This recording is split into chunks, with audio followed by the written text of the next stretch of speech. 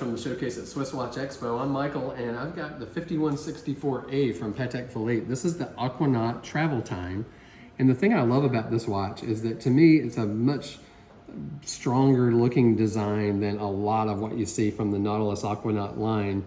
And if I had to pick a favorite, this is probably it. I like the practicality of the travel time mechanism. You push these buttons to jump time zones forward and backward as you travel, and then that sort of outlined ghost hour hand shows your home reference time. It's just hidden when you're not using it, but it's great to just be able to push the buttons and jump time zones. And then it has the date and a small second chapter at the 6 o'clock position.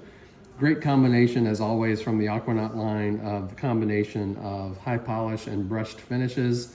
This one has the exhibition case back, and so you can see that beautiful Patek Philippe movement with all its glory of the 22 karat gold rotor and the Cote de Genève. This one's on a rubber strap.